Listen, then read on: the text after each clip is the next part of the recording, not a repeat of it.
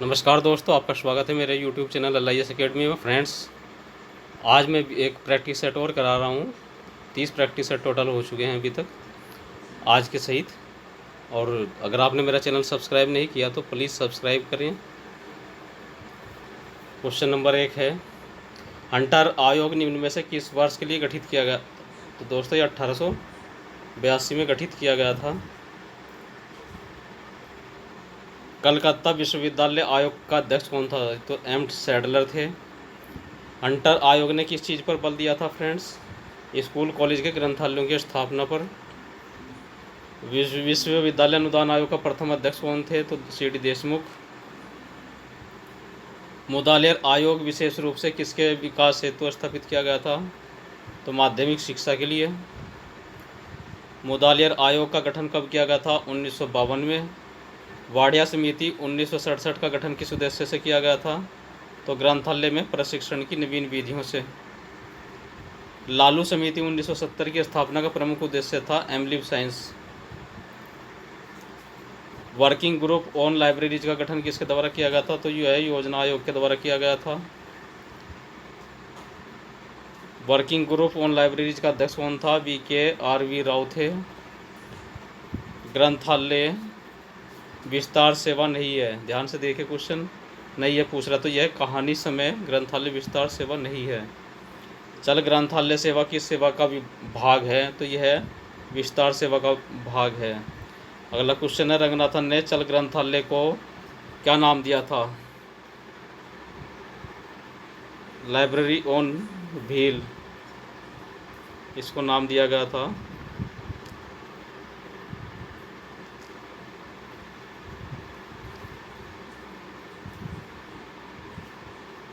विश्व में सबसे पहले ग्रंथालय शिक्षा का प्रशिक्षण कहाँ प्रारंभ हुआ था?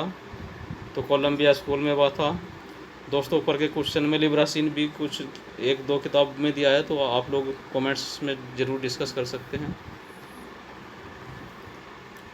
दिल्ली विश्वविद्यालय द्वारा DB कृष्णा राव को कौन से वर्ष में PhD की उपाधि प्रदान की गई थी? यह 1957 में की गई थी। भारत में लाइब्रेरी साइंस को द्वितीय PhD किसे प्रदान की गई थी? तो ये पांडे SK शर्मा थे। अखिल भारतीय ग्रंथालय सम्मेलन कब और कहाँ आयोजित किया गया था? तो यह 1918 में लाहौर में किया गया था। भारतीय ग्रंथालय संघ की आधिकारिक पत्रिका का नाम है ILA बुलेटिन। कार्नेगी मेडल कब प्रारंभ किया गया था? तो दोस्तों, कार्नेगी मेडल 1936 में प्रारंभ किया गया था। इफ्ला के प्रथम अध्यक्ष कौन थे? तो इफ्ला के प्रथम अध्यक्ष आइजक कुलिजन थे।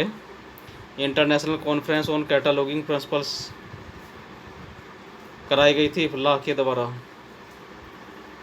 मार्क प्रोग्राम किसने शुरू किया था? तो यह LC ने किया था, लाइब्रेरी ऑफ कांग्रेस ने। नेक्स्ट क्वेश्चन है हमारा, हेनरी ब्लिस के द्वारा प्रतिपादित वर्गीकरण पद्धति कौन सी है? तो मित्रों, यह है बिब्लियोग्राफिक क्लासिफिकेशन है। DDC के 16वें संस्करण से लेकर 19वें संस्करण के संपादक कौन है? तो यह कस्टर हैं। कटर के बुक नंबर का आधार क्या है? तो दोस्तों, लेखक के सरनेम के उसका आधार है, और लेखक के सरनेम के फर्स्ट लेटर हम लेते हैं, फर्स्ट 3 लेटर। DDC के 20वें एडिशन में कितने टेबल हैं? तो यह 7 टेबल हैं। DDC के हिंदी वर्जन का पूरा नाम क्या है? तो selective Hindi DV decimal classification and relative index है। DDC के हिंदी संस्करण के संपादक का नाम क्या है? तो प्रभु नारायण गौड़ है। सैम वॉर ने DDC को 7 बार संपादित किया था, 1891 से लेकर के 1919 तक। 30 क्वेश्चन नंबर, DDC के 20वें संस्करण में एरिया टेबल का नाम है geographical area, historical, periodical and persons. Colon classification के ऑक्सिलरी टेबल को क्या कहते हैं? हम कॉमन आइसोलेट कहते हैं। कॉलन क्लासिफिकेशन में 2 अंक किसके लिए है? तो फ्रेंड्स, ये मदर कंट्री अर्थात मातृ देश के लिए होता है। मातृ देश उस देश को कहते हैं जिस देश के अंदर बैठ करके हम क्लासिफिकेशन कर रहे हैं। अगर भारत के अंदर कर रहे हैं तो भारत का 4 के बजाय हम क्या लेंगे? तो वहाँ भी हम 2 लेंगे, और अगर अमेरिका में कर रहे हैं तो अमेरिका में भी हम 2 ही लेंगे। ASI को लिखा गया है रोमन स्मॉल इंडो अरेबिक में। PMEST को अप्लाई किया जाता है मेन क्लास में। डीडीसी में 7 सहायक सारणियाँ होती हैं संश्लेषणात्मक। क्वेश्चन नंबर 36 है हमारा, पी नोट्स क्या होता है? तो पी नोट्स यूडीसी में होते हैं।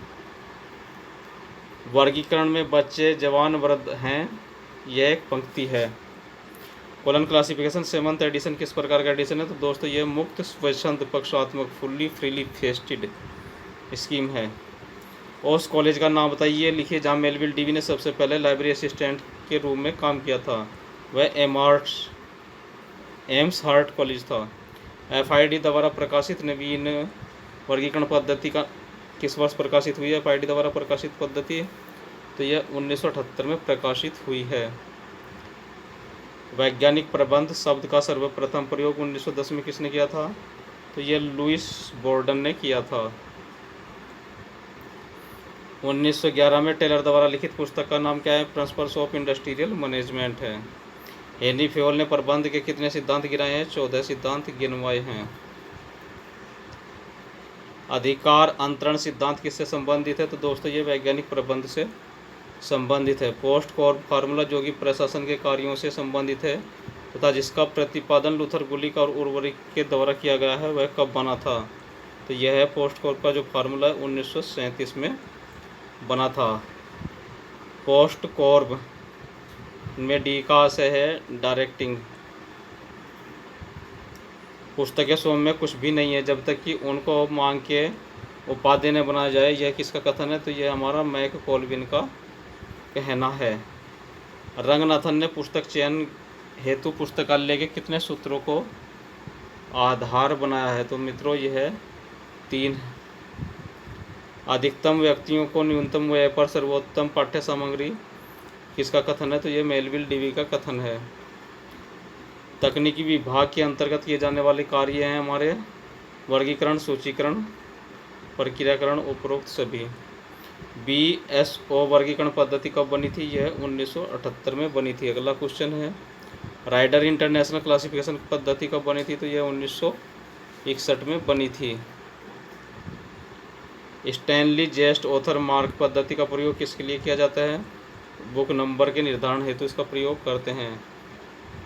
20 को नंबर क्या है? 20 को नंबर है दोस्तों हमारा पुस्तक सहायता प्राप्त करने की विधि। ब्रिटिश म्यूजियम कोड का निर्माण कब किया गया था? यह 1841 में किया गया था। सूची पत्रों को नेत्रों की संख्या किसने दी थी? एंथनी पेनर्जी ने दी थी। डाइज टका कोड 1886 कहाँ बना है? तो यह जर्मनी में बना है। मार्च 21 कब बना था? तो दोस्तों 1999 में बना था। स्पाइन टैग को पुस्तकालय में कहाँ पर लगाया जाता है? तो दोस्तों स्पाइन पर लगाया जाता है लगभग 1.25 सेंटीमीटर ऊपर। सामान्यतः दिनांक पर्ची या डेट स्लिप का आकार कितना होता है? तो दोस्तों इसका 3 × 6 सेंटीमीटर होता है। संदर्भ शब्द की उत्पत्ति हुई थी संस्कृत से। निम्नलिखित में से किस विद्वान का संदर्भ सेवा से संबंध है? तो दोस्तों जेम्स आई वायर का संदर्भ सेवा से संबंध है। इंट्रोडक्शन रेफरेंस वर्क पुस्तक के लेखक कौन है? तो ये मार्गेट हचिन्स हैं। संदर्भ सेवा पुस्तकालय के लिए वही कार्य करती है जो फौज के लिए गुप्तचर करता है। यह किसका कथन है? ये लुइस सोर्स का कथन है। पाठकों को व्यक्तिगत सहायता का प्रथम सुझाव किसके द्वारा दिया गया था? यह सैमुअल स्वेट ग्रीन के द्वारा दिया गया था। वर्ष 1876 में LADDC डिक्शनरी कैटलॉग तथा लाइब्रेरी जर्नल की शुरुआत हुई है।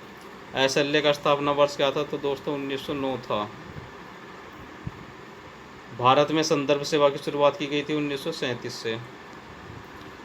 संदर्भ ग्रंथालय पद डॉक्टर रंगनाथन के प्रयासों से मद्रास विश्वविद्यालय में कब शुरू किया गया था? तो यह 1937 में किया गया था।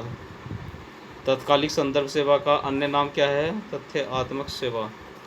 तत्कालिक संदर्भ सेवा रेडी रेफरेंस सर्विस के 3 चरण हैं, तैयारी, सेवा तथा एकीकरण। पूर्णाव मुखर्जी की जन्मतिथि बताने वाला कौन सा संदर्भ ग्रंथ है? तो यह प्रस्तुत संदर्भ ग्रंथ है। प्रस्तुत संदर्भ है, ग्रंथ नहीं है। Ready reference service. योगा का हमारी दैनिक गतिविधियों पर प्रभाव किस संदर्भ प्रश्न के अंतर्गत आएगा? यह व्यापक प्रश्न संदर्भ के अंतर्गत आएगा। दीर्घ संदर्भ सेवा में प्रश्नों का उत्तर प्रदान करने हेतु अधिकतम समय सीमा होती है 3 घंटे। क्वेश्चन नंबर 75 है, संदर्भ सेवा में एकीकरण का आशय होता है सूचनाओं का रिकॉर्ड। अगला क्वेश्चन करते हैं, विश्वविद्यालय पुस्तकालयों के संदर्भ सेवा किसके अंतर्गत आती है? तो यह सूचना स्रोतों की जानकारी। SDI का अर्थ होता है दोस्तों सेलेक्टिव डिसिमिनेशन ऑफ इंफॉर्मेशन, चयनित सूचना प्रसार सेवा। INB है द्वितीयक स्रोत। जॉर्डन के प्रधानमंत्री का नाम ढूंढने के लिए हम किस स्रोत का प्रयोग करेंगे? तो इंटरनेशनल हुइजू का प्रयोग किया जाएगा। नेक्स्ट क्वेश्चन है, बुक्स इन प्रिंट क्या है फ्रेंड्स? यह एक ट्रेड बिब्लियोग्राफी व्यावसायिक ग्रंथ सूची है। बलेज प्रमुख रूप से क्या है? तो दोस्तों यह ब्रिटिश लाइब्रेरी का एक सूचना सेवा है बलेज। गोफर क्या है? गोफर इंफॉर्मेशन ब्राउज़र है। किसी भी ग्रंथालय हेतु सॉफ्टवेयर का चयन करने हेतु सर्वप्रथम किस बात पर विचार करना और ध्यान रखना आवश्यक है? तो यह दोस्तों ग्रंथालय में निष्पादित होने वाले कार्य एवं प्रक्रियाएं हैं। DV1 से क्या तात्पर्य? तो डिजिटल वीडियो इंटरेक्टिव है। निकनेट का पूरा नाम क्या है? National information centre network NICNET का पूरा नाम है। नेक्स्ट क्वेश्चन है दोस्तों 86, इन इंट्रोडक्शन वह कंप्यूटर लाइब्रेरी सेंटर ग्रंथ के लेखक कौन हैं? JP एकर्ट हैं। ग्रंथालय स्वचालन का क्या आशय है? तो इसका आशय है ग्रंथालय के कार्यों में मशीन का उपयोग करना। कंप्यूटर की भाषा का सबसे नीचे की स्तर कौन सा है? तो मशीन लैंग्वेज है। ऐसे सॉफ्टवेयर को क्या कहते हैं जो स्वयं उपयोगकर्ताओं द्वारा विकसित कर लिए जाते हैं? तो दोस्तों ये यूटिलिटी सॉफ्टवेयर कहलाते हैं।